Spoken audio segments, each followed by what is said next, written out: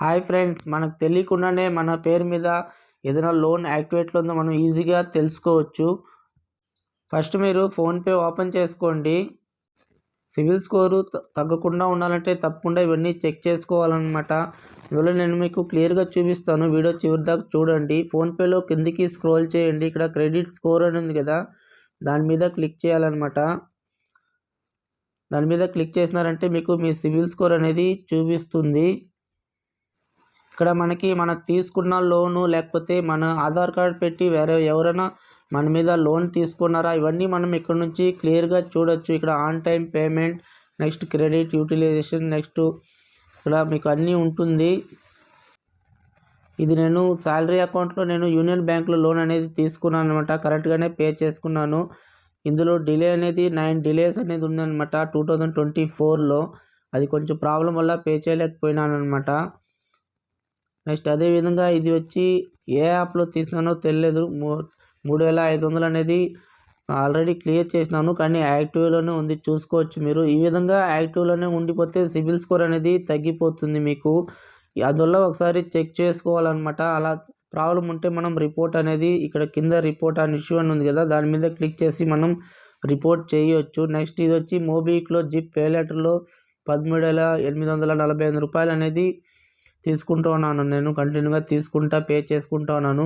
కానీ సిబిల్ స్కోర్ కొంచెం ప్రాబ్లం వల్ల నాది అకౌంట్ అనేది బ్లాక్ చేసినారనమాట. కానీ అది కూడా యాక్టివ్లోనే ఉంది. నెక్స్ట్ అదేవిధంగా మనం ఎన్ని లోన్ తీసుకొని క్లోజ్ చేసినాం అకౌంట్స్, అవన్నీ కూడా ఇక్కడ మనం క్లియర్గా చూసుకోవచ్చు.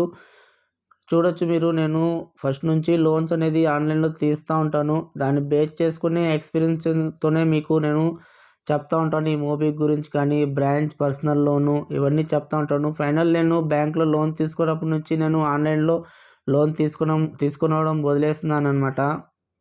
ఈ విధంగా ఒకసారి చెక్ చేసుకోండి. ఎందుకంటే ఏదైనా లోన్ యాక్టివేట్లో ఉంటే మీకు సిబిల్ స్కోర్ తగ్గిపోతుంది. నెక్స్ట్ ఎక్కడైనా లోన్ తీయాలంటే ప్రాబ్లం అవుతుంది. అందువల్ల ఒకసారి చెక్ చేసుకోండి. నెక్స్ట్ ఇక్కడ క్రెడిట్ ఏజ్ అని కూడా మీకు తెలుసుకోవచ్చు మీరు. నాది 4 years 3 months అయిందనమాట. నెక్స్ట్ అదేవిధంగా క్రెడిట్ స్కోర్ ఎన్క్వైరీ కూడా ఎక్కువ చేయకూడదు అనమాట. ఎందుకంటే మనం ఎక్కడన్నా మాటిమాటికి ఆన్లైన్లో లోన్ అప్లై చేస్తూ ఉంటారు, క్రెడిట్ కార్డ్కి అప్లై చేస్తూ ఉంటారు. అలా చేస్తూ ఉంటే కూడా మీ సిబిల్ స్కోర్ అనేది తగ్గిపోతుంది. అందువల్ల మీరు ఏదైనా కావాలంటే బ్యాంకులో అప్లై చేసుకోండి, లేదన్నా 1-2 యూజ్ చేసుకోండి, అంతేగాని ఏది పడితే అది దయచేసి అప్లై చేయకండి. నెక్స్ట్ అదేవిధంగా ఎవరైనా డబ్బులు ఇస్తే మీ సిబిల్ స్కోర్ పెరుగుతుందని చెప్తూ ఉంటారు. అలా అంతా మీకు పెరగదనమాట. మీరు సిబిల్ స్కోర్ పెరగాలంటే కొత్తగా ఏదైనా క్రెడిట్ కార్డ్ అప్లై చేసుకోండి, కరెక్ట్గా పే చేసుకోండి. ఏదైనా లోన్ తీసుకుంటే కరెక్ట్గా పే చేసుకుంటూ ఉన్నారంటే మీ సిబిల్ స్కోర్ ఆటోమేటిక్గా పెరుగుతుందనమాట.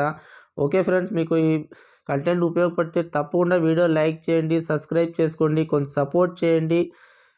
Okay friends, bye.